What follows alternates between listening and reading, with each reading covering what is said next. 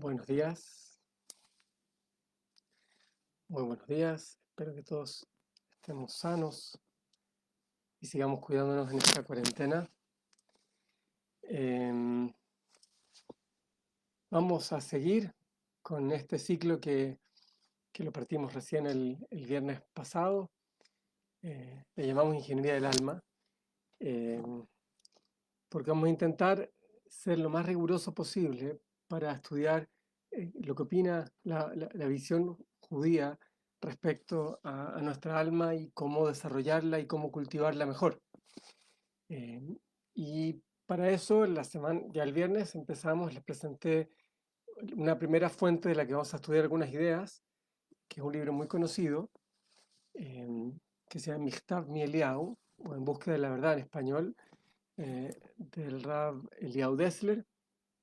Es uno de los clásicos del Musar, es un libro probablemente uno de los más citados y referidos en estos temas. Eh, Hablamos un poquito sobre este famoso Rav Dessler. Rav Dessler fue un Rav que le tocó sobre todo tener su gran desarrollo durante la Segunda Guerra Mundial.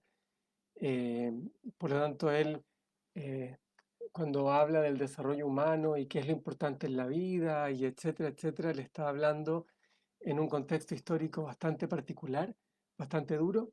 Y entonces tenemos que entender que sus palabras realmente tienen un peso relevante, un peso muy relevante. Eh, ok, entonces vamos a seguir. Voy un poquito resumir lo que hicimos la semana pasada, el viernes. Eh, Estamos hablando sobre un tema fascinante. Voy a recoger una sugerencia de uno de nuestros auditores. Estamos en el capítulo que se llama Mavat Haemet, que en la versión en hebreo está en la página 52, los que tengan la versión en hebreo, y la versión en español, esto comienza todo este capítulo en la página 101, en la versión en español. Tomo 1, la página 101, En busca de la verdad, eh, la perspectiva de la verdad, ¿ok? Y que es la raíz del Musar, así lo define Rav Dessler, ni siquiera Rav Dessler dice, está la raíz de todo el Musar, de todo el conocimiento, de todo el desarrollo del ser humano. Entonces, ah, perdón, muy importante, el estudio del día de hoy está dedicado Leilun Ishmat, Haya Ruth Bat Pinjas, Zechron Libraja, y Meir Ben Yosef, Zechron Libraja, donado por Deborah Dinfeld, y también para proteger a todo Israel y que él pueda continuar con sus lindas mitzvot, que también fue donado por el grupo de estudio, un grupo de mujeres anónimo, por la Refuah Shlema de nuestro querido Yosef Ben Perla. Ya saben, los que quieran dedicar y aportar a Esh para poder seguir con estos contenidos, entonces pueden contactar a Melanie o a Daniela de Esh y coordinan y le dedican un día entero de estudio, cientos y cientos de horas de personas estudiando Torah para que sea mérito de alguna causa noble. Ok, entonces, Mabat Haemet, ¿qué es la verdad? La perspectiva de la verdad. Y aquí estamos hablando, así fue el título de la clase que dimos el viernes, estamos hablando sobre un concepto que es súper universal, se llama la honestidad. ¿Te suena? Me imagino que todos sentimos que somos honestos. Pero aquí estamos hablando de no ser honesto nomás, estamos hablando de tratar de buscar la máxima honestidad posible. Es interesante que el origen de la pregunta, ¿qué significa ser honesto?, es demasiado crucial para el judaísmo. Porque nosotros tenemos una mitzvah de conocer, de saber que Dios está. ¿Ok? Y para saber, uno tiene que usar el intelecto. Y cuando yo voy a usar el intelecto, tengo que ser capaz de discernir. Hola Mariana, ¿cómo estás? Buen día. Uno tiene que ser capaz de discernir en forma clara y ser objetivo y ser honesto. O sea, si yo quiero estudiar un tema, cualquier tema, puede ser un tema racional o emocional o espiritual, cualquier tema, eh, naturalmente que si yo quiero tener una opinión real sobre este tema, tengo que buscar ser lo más honesto posible, estudiar de fuentes que sean honestas, formarme una imagen lo más amplia posible sobre algo que voy a estudiar. Eh, y ahí entonces Rav Dessler nos advierte, dice, watch out, ten cuidado, porque al ser humano le cuesta muchísimo ser honesto. Ups. así dice. Esto no lo dice él, esto lo voy a decir yo ahora. Hay veces que es más fácil engañarse a uno mismo que engañar a otros. De pronto hay otros que nos ven de afuera y dicen, espera un poquito, pero esto que estás diciendo no junta ni pega. Claramente que hay otro factor que está afectando. Hola, Fanny, hola, Paulina. De afuera hay veces que la gente se da mucho más cuenta de lo que nosotros mismos somos capaces de darnos cuenta a la hora de equivocarnos, pifiarla y no ser honestos. Porque muchas veces la peor víctima de la falta de honestidad somos nosotros mismos. ¿Y por qué? Y aquí entonces viene Rav Deser y dice, mensaje número 1, que lo vimos el viernes: cuando yo tengo un pensamiento, cuando yo quiero abordar un tema, cualquiera sea ese tema, desde pensar en cómo está mi relación de pareja, pensar cómo educar a mis hijos, pensar qué profesión quiero tener, buscar la verdad sobre el mundo, si Hashem existe o no, etcétera, etcétera. Cada vez que yo enfrento un tema, el pensamiento, dice Rav Deser, sigue al interés. Y el interés por un tema siempre parte de una cierta premisa, siempre parte de algo que uno está buscando. O sea, cuando yo abordo, cuando yo quiero desarrollar un tema, cuando busco respuesta respecto a una pregunta, ¿qué fue lo que motivó esa pregunta? Ese interés, que muchas veces no nace solo del intelecto, sino que tiene un origen emocional, ese interés por ese tema, en sí mismo ya induce, le pone un poquito de Yetzer Hará a todo lo que yo estoy pensando, ¿ok? Y empieza a distorsionar y nublar todo mi análisis. Rav Deser es muy fuerte y dice incluso esto es válido para la ciencia. Un científico que desarrolló no sé qué teoría y él ahora la empieza a demostrar. Él mismo tiene tanto interés natural, humano, de que aquella teoría que él propuso sea cierta, que todo su proceso demostratorio puede estar teñido de muchos errores. Y es la razón por la que él tiene que someterse a terceros, ¿no es cierto?, a comités que están fuera de él, para que logren tener una opinión un poco más genuina sobre si su teoría es realmente cierta o no. Así también nosotros tenemos que entender que a la hora de enfrentar un tema, cuando nosotros decimos cosas y vamos construyendo ideas, nosotros somos víctimas de nuestro interés y somos víctimas de defender nuestra historia, y eso nubla nuestro pensamiento. Yo diría que en ciencia hay un concepto muy cercano a esto, y es la inercia, por ejemplo. ¿Qué es la inercia? La inercia es una fuerza que todo cuerpo tiene por mantenerse en el estado en que está. ¿Qué significa eso? Significa que el concepto del cambio es un concepto que no es tan natural. Lo natural es mantenerme como estoy. ¿Ok? Mantenerme como estoy es lo más natural, mantenerme en mi línea, mantener mis ideas, repetir hoy lo que vengo diciendo 10 años para atrás, eso es lo natural. Y si eso es lo natural, es lo que me fluye naturalmente, yo voy a buscar siempre repetir eso, porque quiero seguir convenciéndome de que lo que estoy diciendo es correcto. Y eso hace que yo no sea tan objetivo a la hora de escuchar ideas diferentes, de discutir con alguien. Y de pronto tengo miedo a enfrentar una discusión con alguien que opina diferente, porque yo sé que esa discusión puede llevarme a desafiar cosas en las que yo creía de antes. Le llamamos el viernes a esto, le llamamos también, hay un soborno. Tesler explica y dice, cuando los sabios prohíben el soborno, no estaban hablando solamente de negocios, y no están hablando solo de soborno de plata, están hablando incluso del autosoborno que una persona misma tiene a la hora de enfrentar algo, una situación, una persona. Ok, voy a ir ahora a una de las cartas de este tema, que es el famoso tema del prejuicio y el juicio. ¿Okay? El prejuicio y el juicio. ¿Qué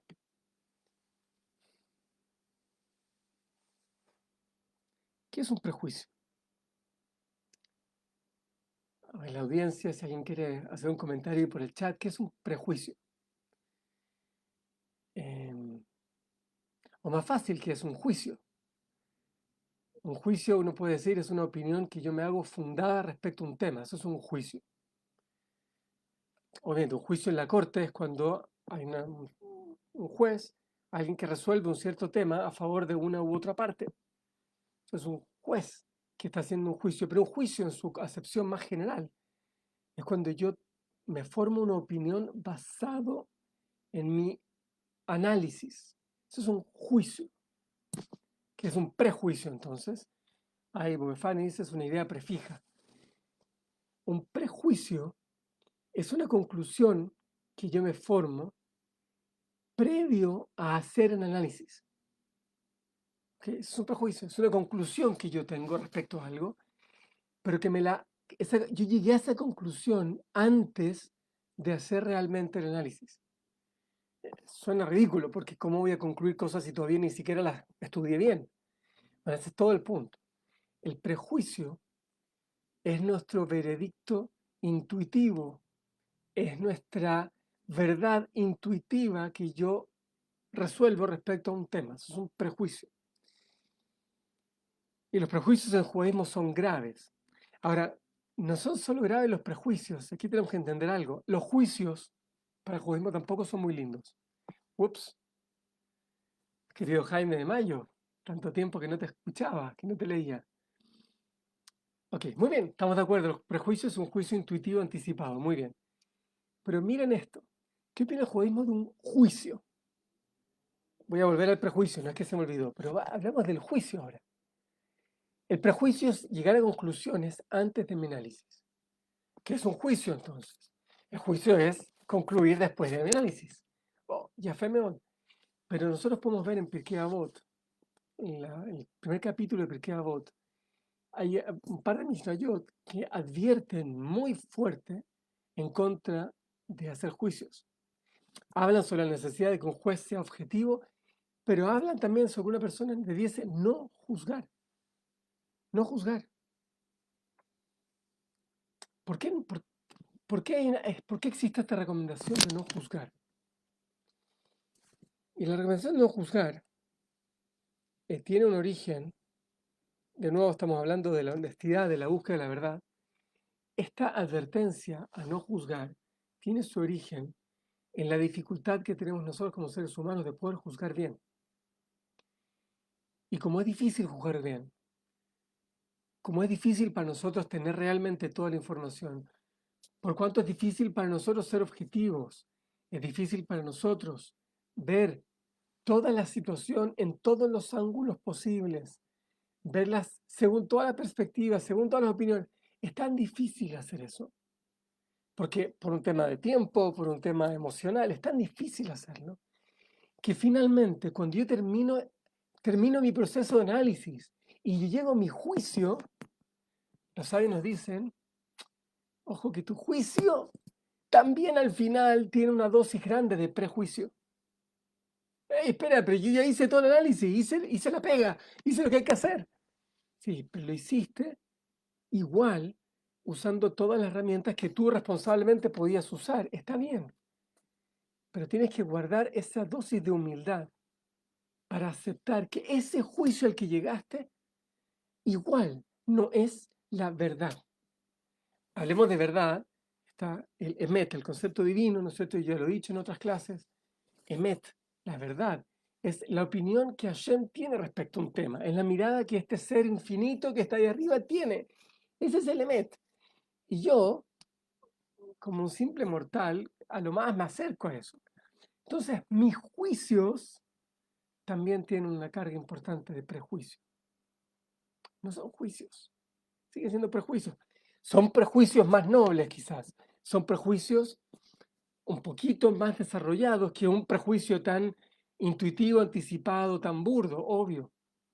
Pero aquí estamos buscando la excelencia. Que en este ciclo de clases vamos a buscar la excelencia, porque ayer nos regaló el alma es divina. Y nuestra misión en la vida es desarrollar nuestra alma y hacerla florecer.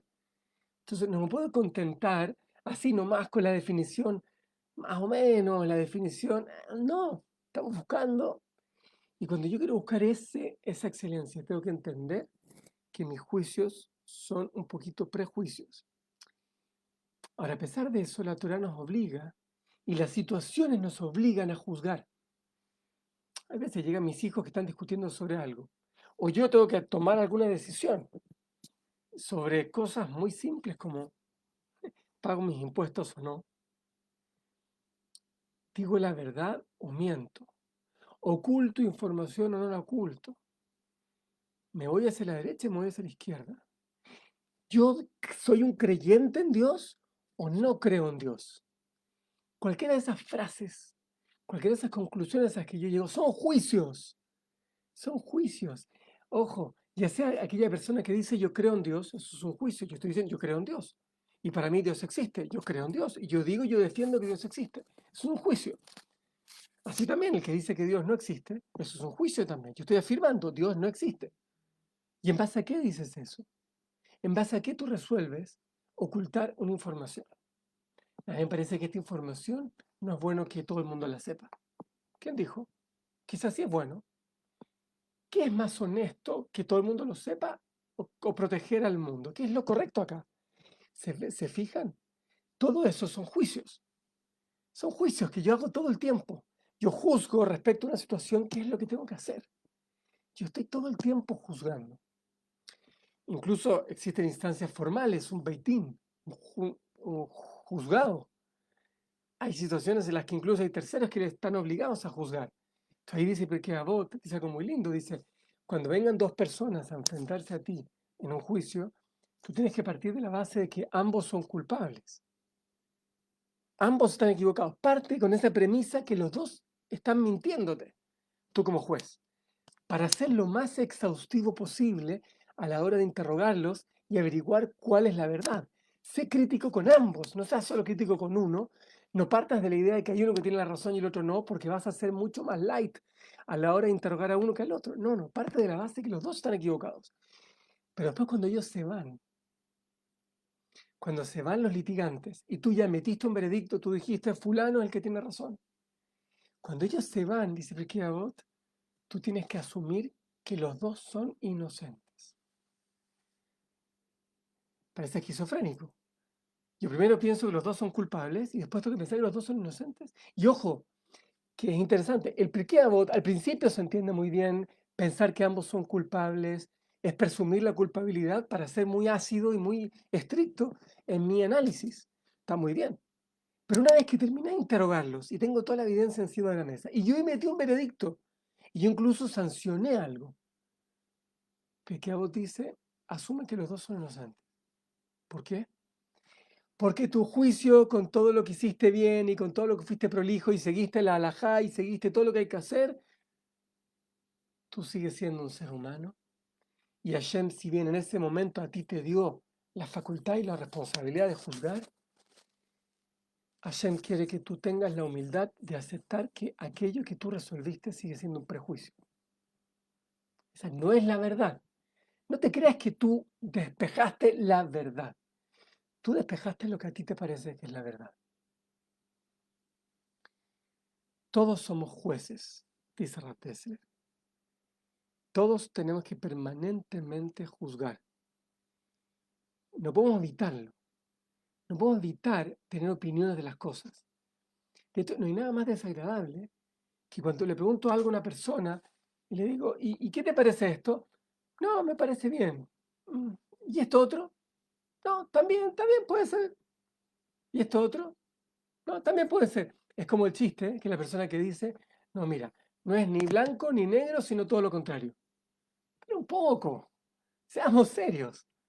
Den una opinión respecto a un tema. Si bien yo tengo que tener la humildad de entender que cualquier conclusión a la que yo llegué puede ser puede ser un error, eso no puede llevarme a llevar una vida tan liviana en la que yo no tengo opinión de nada. No, es que yo soy tan humilde, como puedo estar equivocado, entonces me preguntan, ¿y qué hay que hacer con el coronavirus? ¿Hay que mantener cuarentena? Sí, yo creo que es importante la cuarentena.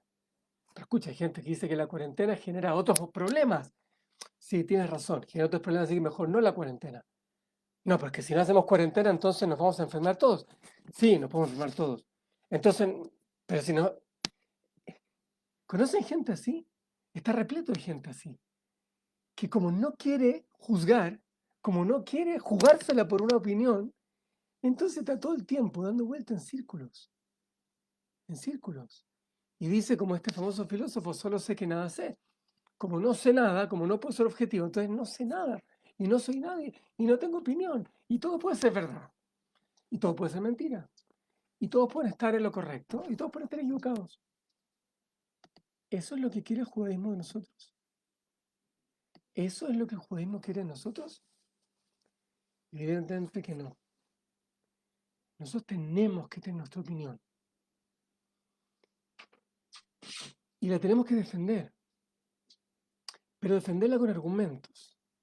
Defenderla así como en la época de la Gemara había majlokot, habían discusiones. Y ojo que la discusión es muy inherente al ser humano, el majloket, ¿sí? Es muy natural en el ser humano. Eh, pero esa discusión hay que tenerla con humildad, porque yo soy un ser humano, pero con la responsabilidad de que con todo y eso, con todo lo que soy ser humano, Hashem me puso en este mundo para que yo haga cosas. Y yo tengo que defender mis ideas. Y tengo que argumentar mis ideas. Y tengo que discutir mis ideas. Pero yo no puedo pasarme la vida creyendo que ningún camino es correcto o son todos correctos, porque entonces no voy a avanzar nunca y voy a estar girando mi vida en círculo. Entonces, como estoy obligado a tener juicios, y a pesar de que tengo que guardar la humildad de saber que ese juicio en realidad es un prejuicio, entonces hay que ser consciente de cuáles son mis limitaciones. Ya vimos el viernes pasado, vimos una limitación es el interés que yo tengo frente a un tema. No sé, yo quiero tanto que esto resulte, ¿no? Por ejemplo, yo tengo una persona que tengo un vínculo afectivo muy cercano, pero tengo miedo de que si yo hago algo o digo algo, eso puede romper ese vínculo. Entonces voy y pregunto qué es lo que hay que hacer. Pero esa pregunta nace de un interés. Yo quiero no romper mi vínculo con esa persona. Ese interés automáticamente me quita objetividad a la hora de escuchar y analizar esa situación. Segunda restricción, segunda limitante que yo tengo, son todos mis prejuicios. Y voy aquí a hablar de prejuicio respecto a todas las conclusiones previas que yo he tenido frente a esta idea. Todas las conclusiones que yo me he hecho previo al análisis que estoy haciendo ahora. Todas esas conclusiones previas son prejuicios. Y son prejuicios con los que yo enfrento el dilema que tengo hoy. Digamos que yo toda mi vida defendí tal idea. O sea, el mejor equipo de fútbol es la U de Chile. Es verdad, es verdad. Y siempre defendí eso. Y de pronto alguien me muestra que eso puede no ser tan cierto. Pero si yo toda mi vida defendí esa idea, y toda mi vida yo fui y me ponía la camiseta de la U y defendía públicamente que la U es el mejor equipo, a la hora de querer discutir con alguien que me quiere invitar, ok, espero que ustedes sigan viendo porque yo dejé de ver mi video. Ok, yo creo que yo sigo transmitiendo. Besat Hashem. Si pueden por favor comentarme por el chat. Ok, a la hora de yo aceptar una opinión diferente a la mía, entonces por cuanto yo ya tengo prejuicios, ¿cuáles son mis prejuicios? Gracias, Paulina. Mis prejuicios son todas esas cientos de veces que yo defendí una idea, que yo escribí respecto a eso, que yo públicamente aparecí defendiendo eso. La persona que acepta a Dios y defiende a Dios, ¿cuál honesto es a la hora de cuestionárselo? O al revés, el que siempre negó la existencia de Dios, ¿cuál honesto es a la hora de investigar si es que sí existe? El que defiende una idea a la otra, esto funciona para todos lados, aquí nadie se salva. Todos estamos llenos de prejuicios. Y esos prejuicios son los que hacen que yo enfrente el análisis de ahora, lo enfrente con un sesgo importante. Entonces, entendamos de una vez que a pesar de que uno dice objetivamente hablando, ¿viste? Cuando la gente empieza con esa frase, objetivamente hablando, obvio que tú estás tratando de ser objetivo, pero no lo puedes lograr al 100% porque tienes tus prejuicios detrás. O esto que a mí me encanta, esta me gusta más todavía. Hay gente que dice, bueno, mi opinión es siempre lo que dijiste era tu opinión. Incluso cuando tú citaste a otro, tú dijiste la forma en que tú entendiste a ese otro, siempre es tu opinión, porque tú no tienes 100% objetividad. Paulina, es verdad que la gente va cambiando, pero justamente tenemos el ser humano, y esto lo trae Rav Dessler, nosotros traemos una batería muy robusta de defensa, que justamente no le gusta mucho el cambio, porque el cambio me obliga a tener que dar explicaciones. Si llevo 10 años haciendo algo, diciendo algo de una cierta forma, de pronto cambiar me obliga a dar explicaciones. Y como el ser humano es medio cómodo y no queremos dar tantas explicaciones, o no quiero yo aparecer como alguien que cambia sus ideas, eh, entonces eso genera una resistencia para que yo sea objetivo en mi juicio. Ok, ¿cómo luchar en contra del prejuicio? Ok, un tema grande, no tengo mucho tiempo ahora para desarrollarlo, me quedan 2 minutos nada más. Los invito a los que quieran y tengan el libro. En español está la página 107. Vamos a arrancar la clase que viene eh, con esa idea, con la idea de cómo destruir el prejuicio. Y también en la clase que viene vamos a hablar de qué manera nuestras emociones afectan la forma en que nosotros pensamos. Eh, pero no solo la forma tradicional, es decir, que si yo estoy enojado con alguien, ahora todo lo veo negro, sino vamos a ver que las emociones o el trabajo de nuestras midot tienen muchísimas implicancias respecto a la forma en que yo abordo un tema. Con todo, lo que yo solo quiero que rescatemos, y esto es el nombre de Rav Dessler, es que el judío tiene que buscar la verdad toda su vida. Y la búsqueda de la verdad no termina nunca. Pero para realmente buscar la verdad, yo tengo que procurar ser lo más honesto posible. Y la primera honestidad que tenemos que tener es aceptar que no somos tan honestos como a veces creemos ser. Que tengamos un excelente día, una muy buena semana. Este viernes es Shavuot, así que nos vamos a poder ver. Retomamos entonces el próximo martes. Que tengan todos un Hag Sameach y seguimos con este ciclo de Ingeniería del Alma.